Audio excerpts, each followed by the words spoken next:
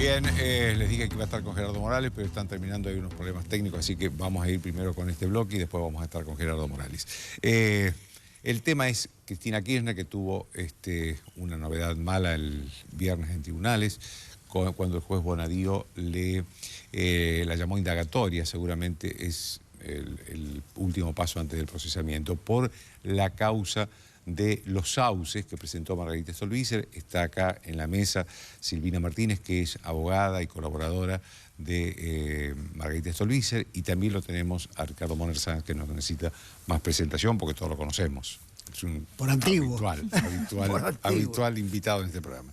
¿Cómo es, Silvina, la causa de los sauces y por qué por primera vez, que esto es lo que me sorprendió, la justicia cita indagatoria y seguramente lo va a procesar a los hijos de Cristina Kirchner?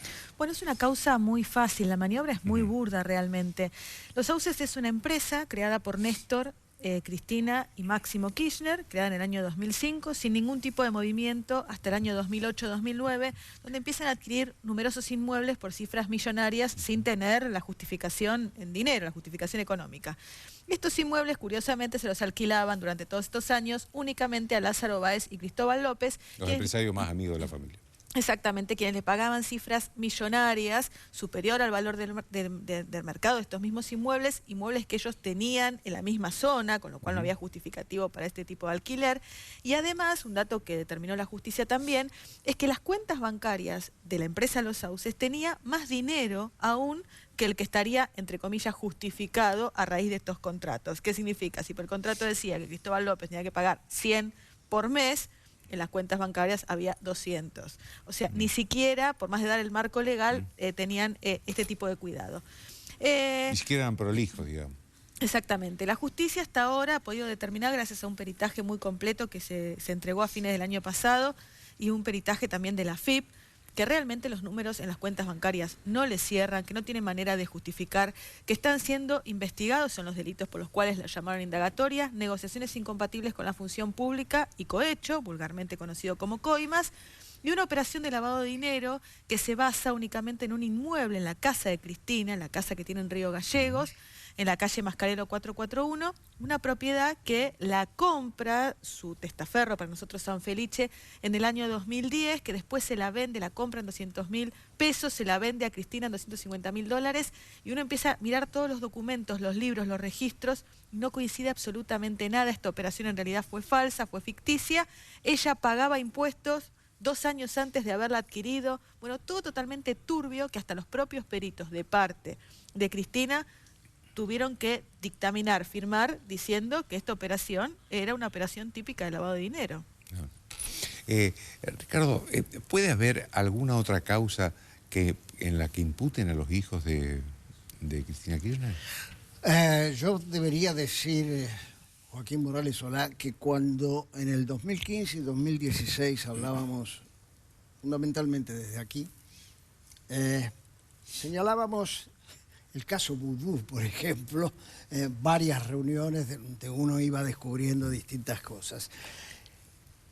Pero creo que nunca tuvimos la sensación, ni siquiera cuando imputó en el 2008 al patrimonio del matrimonio, de la cantidad de verdad que podía empezar a surgir, apenas Comodoro Pi entendiera que había llegado la hora de dejar de dormir la siesta e impulsar algunas investigaciones. El caso José López, por ejemplo, y el revoleo de los millones a ese lugar cuasi religioso, había significado en el 2007 una imputación mía por enriquecimiento ilícito, pero si no hubiera sido por Jesús, el del teléfono, que llama, no es un acto religioso, no se hubiera sabido la realidad de esto. Por lo tanto, yo no puedo decir que vea en lo inmediato otra causa distinta que esta respecto a estos muchachos, donde la muchacha también tendrá que explicar cómo era el dinero en el Banco de Galicia, creo, ¿no? Que parece ser que está hilado con esto que la doctora acaba de explicar. Me parece que el tema es centralmente importante. No puedo jurar que no haya más, pero creo que este es el caso más claro. Yo con alguna ingenuidad en el 2004 señalaba en alguna causa, creo que en Servini de Cubría, cómo era que siempre los aviones de aerolíneas argentinas debían ir a un determinado hotel, ¿no? Estamos en la ingenuidad del 2004 y ese determinado hotel era uno de los de Cristina, ¿no? Sin concursos, sin cotización de precios, esas cosas, digamos, absurdas de la democracia, ¿no? Por lo tanto, Joaquín, es imposible una respuesta concreta. La realidad ha sido superior a la imaginación. Creo que sí, que lo que tendría que aquí activarse mucho más es la tarea anticorrupción por parte de los organismos oficiales. Yo hoy le he planteado a Laura Alonso la necesidad que me acompañe en el caso del superintendente de Seguro de Salud, un hombre que durante 10 años y pico ha sido hombre de Swiss Medical y que sin embargo está arbitrando en eso que parece ser una polémica y que no termino de entender muy bien cómo es la polémica entre Swiss Medical y OSDE. Entonces... ¿Y este hombre fue funcionario de una de las dos partes? Sí, apenas 10 años y un mes de Swiss Medical. Venía también en paralelo con haber sido director general de la obra la obra social de obras sanitarias. Y yo creo que más allá de la idoneidad que seguramente debe tener, hay cosas que deben ser y parecer, ¿no? Es decir, que no pueda este gobierno seguir cargando algunas cosas que en el promedio de gente con la cual yo me muevo hay algún compañero del ex Nacional Buenos Aires me decía hoy que estaba absolutamente confundido. Y esto es lo que en sectores medios que fueron muy anti-K, entre ellos yo, estamos diciendo y estamos actuando para que se corrijan orientaciones centrales, para que, por ejemplo, el tema de Gils Carbó merezca más protagonismo, ¿no? En fin, yo creo que podemos hablar un rato largo de cómo se producen algunas designaciones que a la vuelta de la esquina y por una cosa impensada salta, qué sé yo, 24 de marzo, Arribas, el hombre también de la aduana. Gómez Centurión. Gómez Centurión. Cosas que se podrían evitar, Joaquín Morales Solá, si es que hubiera la ideología necesaria de gobierno para el Estado y no las formas de creer que las empresas que alguna vez administraron varios tienen la misma tipología para administrar el Estado Nacional. Vamos a hablar bien de Gil Carbó ahora.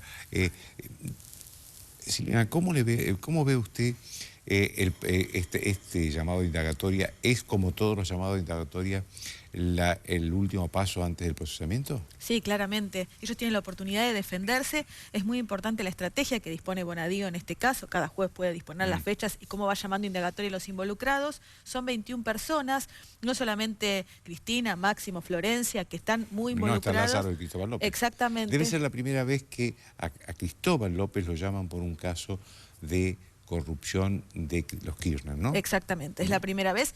Está muy involucrado. Cristóbal López tampoco puede justificar no solamente el dinero que le pagaba, sino también cómo están mezcladas continuamente las cuentas y los manejos entre sus empresas y lo que tiene que ver con el patrimonio y las empresas de los Kirchner. Doctora, ¿hay algún paralelismo en esa causa que ustedes han puesto mucho esfuerzo y valentía con alguna otra que decía algún comentarista político que podía estar muy en paralelo? Sí, con Otesur. Con Otesur. Claramente, claro, la diferencia... Porque es el mismo método. Es el mismo método, exactamente. La diferencia es que, a ver, la historia es Néstor Kirchner el año 2008, termina la presidencia el 2007, 2008 decide de alguna manera, a nuestro criterio, blanquear parte del dinero que había conseguido en la función pública. Y de esta forma es que se convierte la noche a la mañana en empresario hotelero, y compra determinadas empresas, compra a través de estas empresas inmuebles, que es los sauces, y compra muchos hoteles.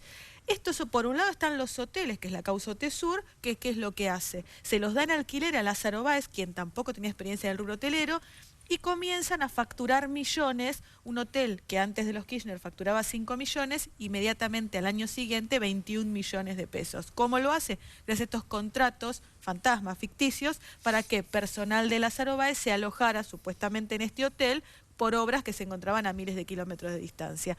No solamente está acá involucrado Lázaro Báez en Otesur, sino también Cristóbal López, porque Cristóbal López compra un hotel también, El Retorno, que ya estaba el nombre de antes, no es que se lo pusieron ellos, y este hotel funciona poco tiempo, es administrado por la misma empresa que el hotel de los Kirchner, y después, desde la empresa que recibe el dinero de los Kirchner, le paga las cuentas al Hotel del Retorno sin tener movimiento ni justificativo en ese sentido. Y si usted se alojaba en el Retorno cuando estaba abierto y pagaba con tarjeta de crédito, en el resumen le iba a aparecer que usted estuvo alojado en el Alto Calafate, el Hotel de los Kirchner. ¿Usted tiene la impresión de que toda esta metodología que usted bien describe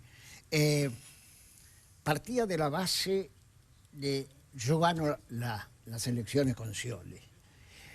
Porque si no, yo no entiendo 14 millones de dólares que se gastó en todo ese aparataje fílmico de televisión para luego dárselo a la Universidad de San Martín. Y todo lo que usted describe ilustra además de las imperfecciones de los profesionales intervinientes, salvo que esos profesionales hubieran tenido, hagan lo que quieran porque vamos por todo, como dijo en la reelección. Sí, seguramente haya ocurrido eso. Lo cierto es que sí, estamos frente a un caso que es muy burdo, que uno puede estudiar en la facultad, que es de manual, que no puede entender, pero que no podía entender que ocurriera en un periodo determinado donde Cristina era presidente y estaba en el poder. Uno puede decir, bueno, pensaban eso, pero sigue ocurriendo al día de hoy. Al día de hoy, con otro gobierno. ¿Qué ocurre al día de hoy? Están haciendo continuamente maniobras tratando de evadir el control de la justicia, la cesión que hace Cristina de sus bienes a sus hijos, tratando de evitar un embargo, los libros adulterados de Otesur. Bueno, el dinero que tenía Florencia, ¿no? El dinero que tenía Florencia. Tenemos sospechas que hay también que fueron adulterados otro tipo de documentación crucial en la causa que estamos investigando, analizando y que lo vamos a aportar en los próximos días. ¿Dónde tramita la sucesión? En Río Gallegos, allá en Santa Cruz. Y próximamente también estamos viendo maniobras por parte de los hijos, que están siendo investigados, como bien decíamos, no estaban involucrados hasta ahora en la causa, y ellos continuamente están teniendo maniobras para evadir estas medidas judiciales como la intervención, el embargo o la inhibición. O sea que aún hoy siguen así existiendo maniobras tan burdas para evadir el control de la justicia. Yo creo que en alguna medida, por un lado, podemos hacer cualquier cosa, y por otro, en definitiva, si nos van a tocar o nos van a hacer algo, vamos a quedar como víctimas frente a una persecución política. Entonces sigamos haciéndolo con esta manera de impunidad y que nosotros podemos hacer cualquier cosa. Sí, Ricardo, el caso Gil Carbó. El caso de Gil Carbó motivó que pocos días atrás me preocupara de radicar aquello que estudié en enero. Es decir, en enero me remonté a Gil Carbó en su época de fiscal de la Cámara de Apelaciones en lo comercial de la capital federal, y de allí empecé a advertir cosas como estas. Advertir es malo decirlo así, es poner en línea hechos como proteger a Moreno, aquel hombre que iba a asambleas con guantes de box, olvidarse ella que por el artículo 120 de la Constitución Nacional tiene necesariamente que defender los intereses generales de la sociedad, no del Estado. Es decir, es mucho más amplia su obligación. Por supuesto que rápidamente todos supimos en su hora que ingresaba en justicia legítima, que es un juego de palabras que hace suponer que el resto es ilegítimo. Es ilegítimo, ¿no? Por la contradicción. Y por cierto... Pero lo cierto es que presentó un pedido de juicio político en el Congreso. Pedido de juicio político en la Cámara de Diputados, porque la Cámara es por artículo 53 de la Constitución Nacional, La que debe instruir la que debe instruir y en su caso acusar por 2/3 si es que los reúnen. Pero era una obligación de conciencia hacer eso y después esto puede pasar al Senado, ojalá así sea, y el Senado destituye porque en el artículo 120, que es la creación de la reforma constitucional del 94, no se previó la duración del mandato y no se previó en dónde el enjuiciamiento. Y entonces es consenso entre la gente del mundo jurídico de que esto debe ser así. Justicia legítima, justicia en favor de los desposeídos, entre comillas.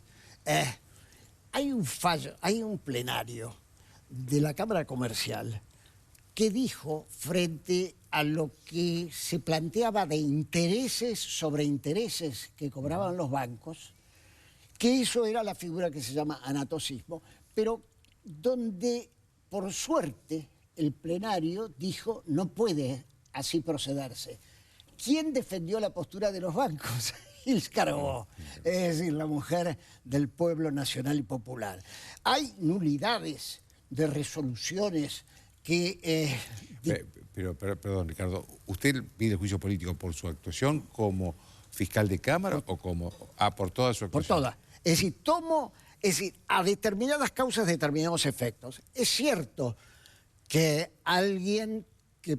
Los radicales, cuando la designan por 2/3 de los votos, los radicales en promedio se abstuvieron. Yo recuerdo, en cambio, la valentía de Cima de Villa, el senador del radicalismo, que se opuso, francamente, y trajo al ruedo una serie de cuestiones. Pero yo tomo aquello y digo, esto que hace ahora, esto que designa fiscales a dedo, que en el último día hábil del 2014 designó 19 fiscales, esto de haber recibido de la Corte Suprema de Justicia de la Nación 2 sogazos importantes. Uno, decirle, en el caso tal, usted tuvo conducta ilegítima. Porque cuando la Corte Suprema no coincide con la Procuración General, no dice necesariamente... No califica. No califica. En esto calificó. Y, por cierto, el otro tema vinculado a la retención de expedientes. Para que pudiera Moreno y compañía seguir actuando como estaban actuando la doctrina de la prepotencia, ¿qué hacía Gils Carbó? Retenía hasta 7 meses expedientes de sociedades que no eran afectas al poder político. La levantó en peso fieramente, ¿no? Entonces, hay un origen y un final. Ojalá la Comisión de Juicio Político se pongan los pantalones largos y rectifiquen aquellos que tienen que rectificar su voto de por entonces. Le agradezco a los dos. Gracias. Cuando volvamos, sí, Gerardo Morales.